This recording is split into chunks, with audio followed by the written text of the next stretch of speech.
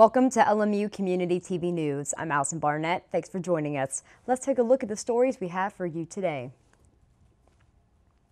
A Claiborne County jury found a Clarefield woman guilty of murder on Wednesday following a two-day trial. Vanessa Ann Hurst was accused of killing Herschel Gully following a robbery in 2015.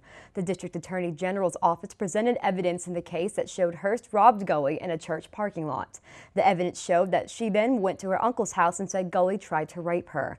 The state said when Gully arrived at the house to retrieve his stolen goods, Tommy Lynn Hurst punched him in the face and the two began beating Gully for 5 to 6 minutes before the attack ended and Hurst went through Gully's pockets. The defense argued that Tommy Hurst delivered the death blow and the rest of the events were collateral damage. Vanessa Hurst was found guilty of first and second-degree murder. Under Tennessee law, the sentence of first-degree murder is life imprisonment with the possibility of parole after 51 years.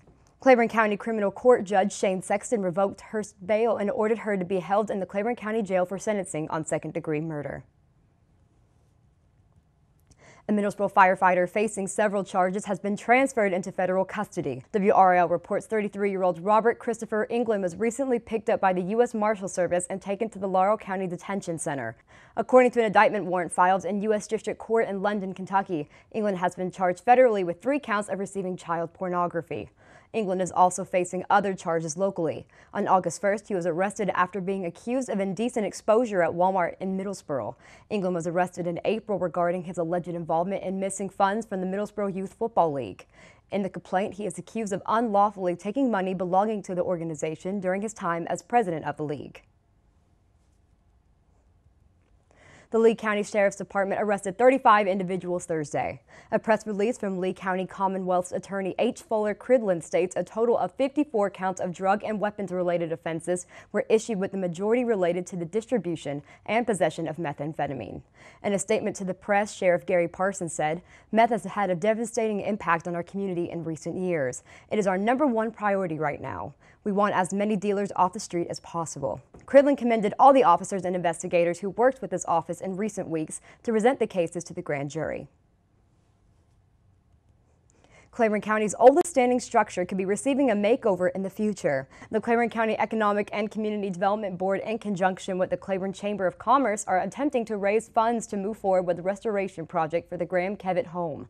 The house was built in 1810 and was originally occupied by the Graham family and later by the Kevitt family. Johnny Kevitt willed the home over to the county following his death. To add to the historical relevance of the property, there are stories that General Ulysses S. Grant stayed at the home on its way from Union County to Corbin, Kentucky. The Economic Board and Chamber of Commerce hope to restore the home and add a permanent Chamber of Commerce office on the property. Here to talk more about the project is Chairman of the Claiborne County Economic and Community Development Board, Rob Barger. To our knowledge, the Graham Kevitt home was built and finished around 1810. And the home was originally occupied by the Graham family and then later the Kevitt family. And the last Kevitt to reside in the home was Johnny Kevitt. And he passed away, I think, about 15 years ago or so. And since that point, the home has been vacant. He did will the home to the county at his death because of its history, but there was no clear way to title that over, and so basically the home just sat vacant and kind of in limbo until the property taxes became past due, and at that point it was sold at a property tax sale. And that was just over a year ago in April, and the Chamber, in combination with the Economic and Community Development Board, purchased the home at that sale. You know, John Kevitt always told the story that Ulysses S. Grant stayed in the home when he was traveling from Union County to Corbin, Kentucky, and our research shows that was around 1864. And so there's definitely a lot of history here with the home. The Graham Kevitt home is Claiborne County's oldest standing home. And growing up here, I've admired the home. Residents of Claiborne County have admired the home, and to see it dilapidated the way it's gone down prior to the recent work that we've done, it was a shame. And so a group of us kind of got together. The Economic and Community Development Board and the Chamber felt like the home needed to be saved and ultimately be restored. And so that was the goal with purchasing the property, is to ultimately raise funds through grant money and things like that to put the home back to its original state in the early 1800s. And from there, the goal would be to offer tours, or history buffs may want to come by and visit the home and things like that, and just restore it, make it a real asset for Claiborne County and something we can be proud of. We're having an architect come up in a couple of weeks. He's done several historic homes, and he's going to help us put together a budget and an estimate on the cost. At this point, we really don't know what it would cost to restore the home. Estimate anywhere from $250,000 to $500,000. It just depends on how much of the infrastructure is destroyed and that kind of thing, and how much of that will have to be replaced. The long-term goal for this property is to restore the home and also add to the back of the property, add a permanent Chamber of Commerce office that'll also kind of work as a tourist stop and a museum for Claiborne County. And the Chamber of Commerce office could also provide tours to the home at people's request. So that's the goal for this property. And it's a great location because it's close to the road, and so we believe it could be a tourist destination. We've not raised a lot of money thus far because we are just now getting to the point where we can put together a good estimate for how much we need to raise. And that's kind of where you start. Well, we need X number of dollars, and then we'll form a game plan on how to get there through grants and fundraisers and things like that. So in a couple months, we'll probably have a better plan on how we're going to get there. Barger estimates the cost for restoring the home could range anywhere from $250,000 and $500,000. Those wanting to know more about the house can visit Save the Graham Kevitt Home on Facebook. The city of Middlesboro will once again be one of several cities to host the Levitt Amp Music Series next year.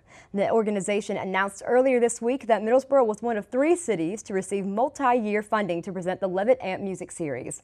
The $75,000 grant will fund the event for the next 3 years. Liz Levitt-Hurst praised Middlesboro's participation and venue during her visit in September. This past summer, Middlesboro brought 10 acts downtown for the series, including the likes of Mo Pitney, Samantha Fish, John Moreland, and Sierra Hull. We're now moving on to your LMU Community TV News 5-day weather forecast.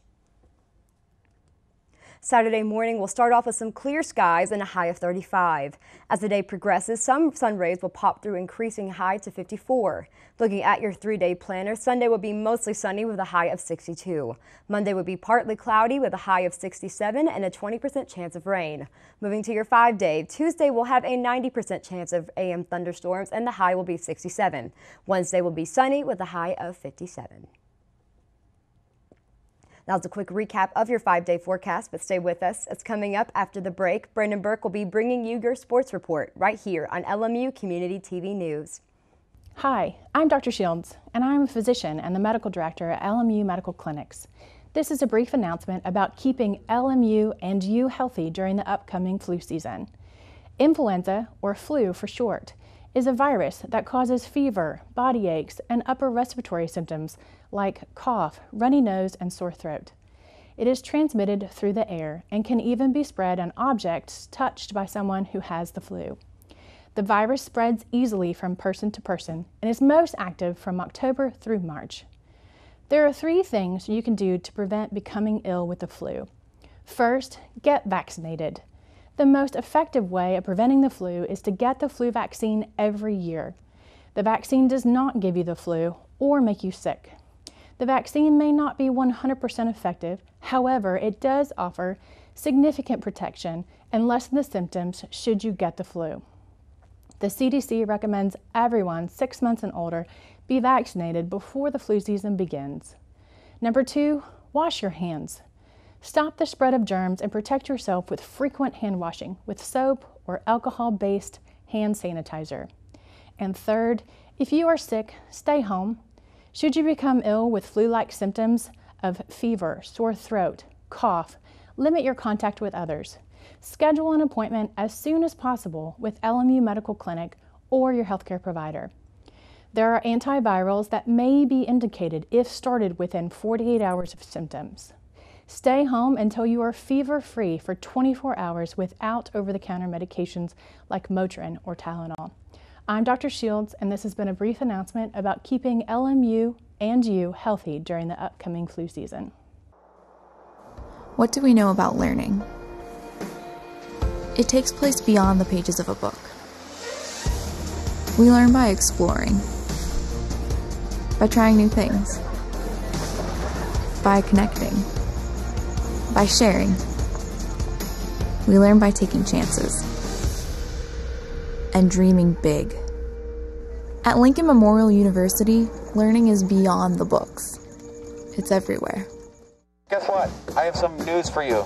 There's free food right there, junk food. You see that truck? Oh, jeez. It's a 2 Michelin star chef. All for free, ladies and gentlemen. All for free. Here we have a panzanella with summer vegetables and pesto. Enjoy. How we doing? Fantastic. So what do you got going on underneath that plate there? This food is really about to be thrown away. Yeah. Bro? Is there something wrong with this food? Where did you get it from? From farmers markets. They put aside the ugly vegetables and the ugly fruits. Carrot top, soft avocados. It was all food that was going to be discarded. Even the drink you had is made from like a little bruised peach. Did it taste a little bruised? Great. It was good. The average person throws away 24 pounds of food a month. That's a lot. Isn't that a lot? Go visit savethefood.com for more information. Thank you. Junk food time!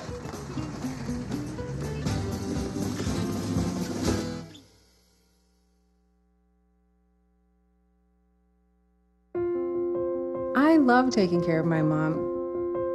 It wasn't easy at first. She learned how to better communicate her needs. And you learned how to not ignore yours. I discovered how to make healthier meals. And I discovered how much I enjoyed them. Becoming a caregiver is a learning experience for everyone. Find articles, tips, and tools from experts and others who have been in your place. The Caregiving Resource Center at aarp.org/caregiving. Welcome back. Earlier this week, Tuesday in fact, the Lincoln Memorial women's soccer team advanced to the South Atlantic Conference Tournament semifinals for the first time in 5 years, avoiding an upset bid from 7th-seeded Queens in Harrogate, taking a 2-1 overtime decision over the Royals. On Friday afternoon, the Lady Railsplitters looked to take it one step further, aiming for a SAC championship match bid for the first time since that aforementioned 2013 season, battling 3rd-seeded Lenore Rhine in Rock Hill, South Carolina, in the semifinals of the once 8-team bracket. Lincoln Memorial, who strolled into the postseason as the second-best team in the league statistically, having only picked up more momentum thanks to that OT triumph over Queens, has grabbed the W in 7 of their last 8 matches overall, looking to vanquish Lenore Rhine for the second time this year on a neutral field, the action having already concluded at a 1:30 start time. Following LMU's 1-goal victory in extra time against Queens on Tuesday, the Lady Railsplitters were showered with postseason all-conference honors, landing 6 players on either the All-SAC first or second team units, the most since the school joined the conference 11 years ago. To the surprise of no one, first-year striker Jessica Crivero was christened as the SAC Freshman of the Year on Thursday, along with an All-SAC first-team selection thanks to her 15-goal total in her first season at the collegiate level. In addition to Crivero's recognition, Itzel Ballesteros, Mariana Diaz, and Alyssa Berry completed the list of the 4 LMU players on the all-conference first team, the most that Lincoln Memorial has secured in a single year since 1998. Maria Hernandez and Fabian Locher landed spots on the All-League second-team group, and for the first time in school history, LMU's head coach was honored as the conference's Coach of the Year, Sean Frazier taking the award after guiding the team from a preseason 9th-place prediction to a 2nd-place mark, and arguably the hottest team in the region before taking on LR in the semis. The Lady Rail Splitters got the better of the Bears in the team's only meeting in 2018 back on October the 13th, a 2-1 decision in Hickory. And for LMU, they will look to replicate the results of 2013's SAC semifinal victory over Lenoir-Rhyne, which was the last time that the Blue and Gray were represented in the conference title bout. Fast forward 5 years to the present, and should Lincoln Memorial emerge victorious and approach the league's championship contest, they'll face the winner of the Carson-Newman and Catawba matchup, which would take place on Sunday afternoon. To find out if indeed LMU bested the Bears again, and for further postseason details with the end goal of the weekend being a conference title, you can visit www.lmurailsplitters.com. And speaking of LMU teams that are just on fire, the Lady Rail Splitter Volleyball Club has been just that as of late and will hope to keep it that way on Friday and Saturday in the regular season closing weekend road stretch against Coker and Wingate, with the SAC tournament looming. Lincoln Memorial polished off consecutive 4-set victories against Mars Hill and Lenoir-Rhyne in their last 2 home matches of the year and kept their momentum rolling on Tuesday by waltzing into Jefferson City for a straight-set sweep over Carson-Newman, making LMU 8-1 in their last 9 outings, having won 9 of their last 11 contests overall. A 17-7 total record next to a 13-5 South Atlantic Conference trek puts the Lady Rail Splitters firmly in 3rd place across the latest divisional standings and ranked 6th in the Southeast region, meaning a hosting bid for Tuesday's SAC quarterfinals is very likely in the cards. Before LMU can start thinking about the postseason, however, they must first do battle with Coker and Wingate, first battling the Cobras in Hartsville at 7:00 p.m. on Friday.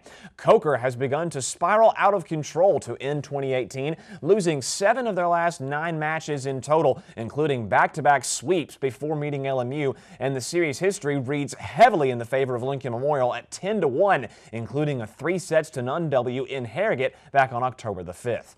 While the Lady Rail Splitters feel confident in their journey to Coker on Friday, the following afternoon's opening serve with Wingate will be an entirely different story. Saturday's 2 p.m. starter with the Bulldogs will see LMU look to climb out of a 26-1 series hole that WU towers over them with. Wingate ranked 25th in the nation thanks to a 24-1 record, 17-1 in conference outings, handily the top seed in the league.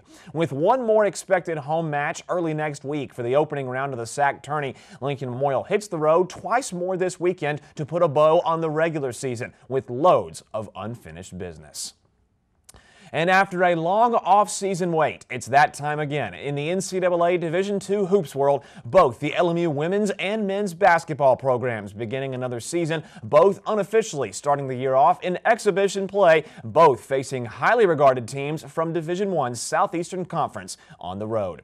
Anticipating her 5th season on the sideline at Lincoln Memorial, head coach Crystal Evans and the Lady Rail Splitters will make a short trip up north to U.S. Highway 25, rolling into Lexington for a 7 p.m. tip-off against the University of Kentucky on Friday evening. In what will be the first ever meeting between LMU and the Wildcats, as a matter of fact, only the 2nd Division I program that Lincoln Memorial has ever faced, the only other being Middle Tennessee State on 4 separate occasions, the last in 2012, the Lady Rail Splitters will have plenty of optimism heading into another season, seeing 14 contributors from last year's squad return to the court. LMU balanced heavy expectations quite well last fall, coming off the most successful season in team history, which made a trip to the Southeast Regional title game with 28 wins, going 18-11 last year, 12-8 in conference affairs, and ending the year with a semifinal trip in the SAC's postseason.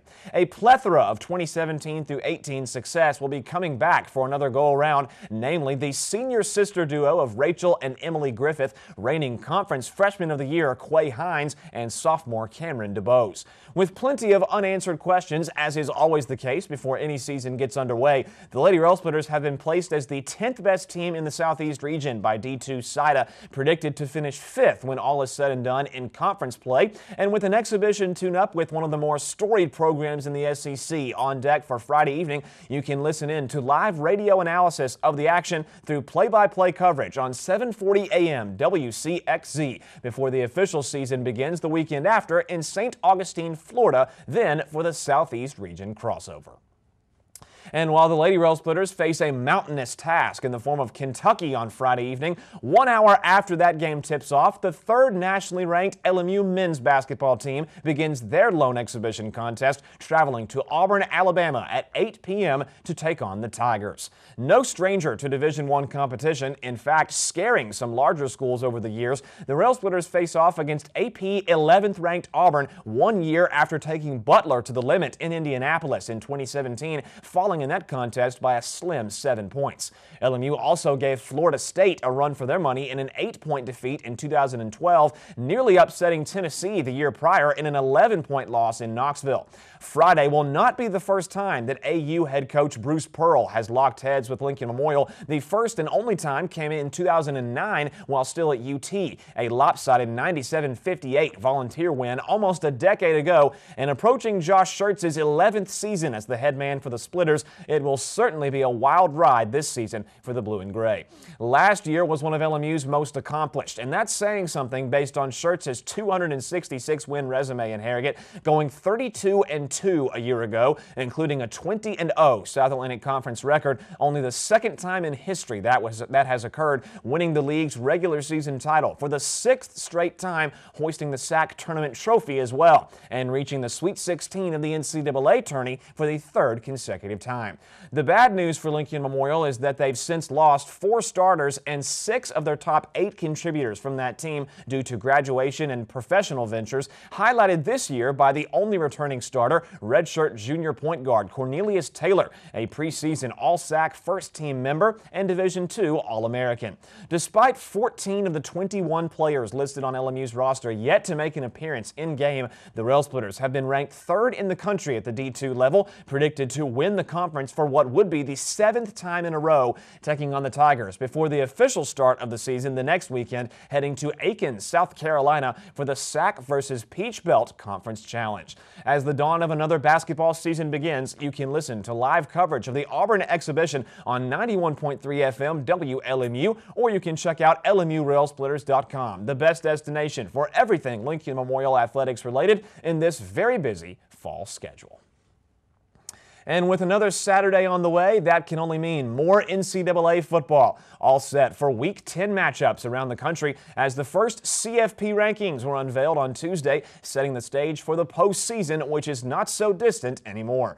For the Tennessee Volunteers and for the Kentucky Wildcats, it'll be homecoming for one and one of the biggest games in school history for the other, both scheduled for mid-afternoon kickoffs. Saturday will be a good chance for UT to regain their composure after back-to-back losses to Alabama and South Carolina, hoping to improve on their 3-5 record in a return trip to Knoxville, hosting the Charlotte 49ers at 4:00 p.m. on the SEC Network. The Vols let a 12-point third-quarter lead slip away last week in a 3-point loss to the Gamecocks in Columbia, but will aim to be one step closer to being bowl eligible when 4-4 Charlotte heads to Neyland Stadium.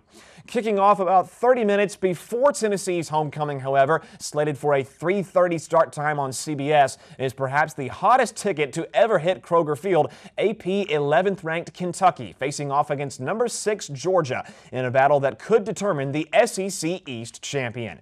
In a game that almost no one predicted would have the implications it does way back in August, UK and UGA hold the exact same records going into Saturday's showdown, currently at 7-1 overall with a 5-1 conference resume. The Wildcats kept their Eastern Division title hopes alive last week in a thrilling 15-14 victory over Missouri on the road, scoring on an untimed final play of regulation, while the Bulldogs, a far cry from the team that suffered their first loss to LSU by 20 points 2 weeks earlier, used a bye week to their advantage, knocking off Florida in Jacksonville 36-17. Both teams have a possible meeting with Alabama for the SEC championship in their sights, as this Saturday holds a fairly pedestrian matchup for the Vols, but a gigantic one for the Cats. And as the NASCAR Monster Energy Cup Series enters its final month of playoff competition, there's just 3 more races to go until the 2018 champ is crowned. Drivers moving to Fort Worth at the end of the weekend for the AAA Texas 500, held at the Texas Motor Speedway. With the title race just around the corner in Miami at the end of this month, the first ticket to that event was punched last Sunday in Martinsville, Virginia. Joey Logano crossing the checkered flag first at the first Data 500 to automatically qualify for the championship event.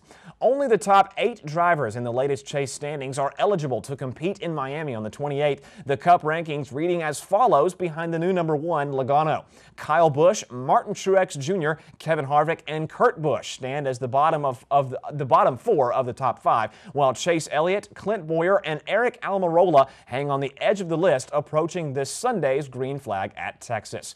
At the end of the weekend, we'll learn the second driver to be represented in the Ford EcoBoost 400 for the Chase title. But first, we'll wait and see who emerges as the victor in the AAA Texas 500, televised on NBC Sports Network at 3 o'clock p.m. this Sunday. And that is all for sports heading into the weekend, but stay tuned as more LMU Community TV news is coming your way right after this. So we were walking to school. I started thinking about lunch. Mom packed me turkey and cheese. She's I really smart. want cheese pizza. Sometimes her mind wanders. We should have a sleepover. I remember saying, Laura? I think I heard Mom say something. The sign says don't walk. Sometimes it's so overwhelming. I really hope she doesn't have another bad day. I really hope I don't have another bad day at school today. When you can see learning and attention issues from their side, you can be on their side. Go to understood.org, a free online resource with support and tools to help your child thrive. Here we go. We're gonna go out there in the rain. It's gonna get wet. All right, here we go.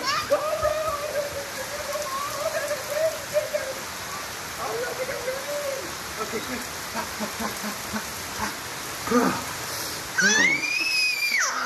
Oh yeah, yes. So much fun. Mwah. Yeah, we're getting so wet.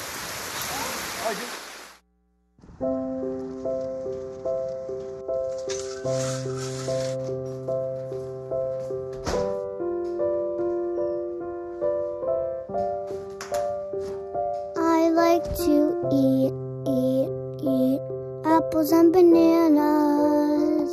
I want to eat apples and bananas. I need to eat apples and bananas.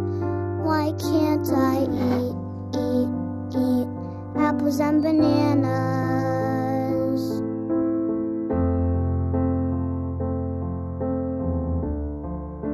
1 in 5 children struggles with hunger in America.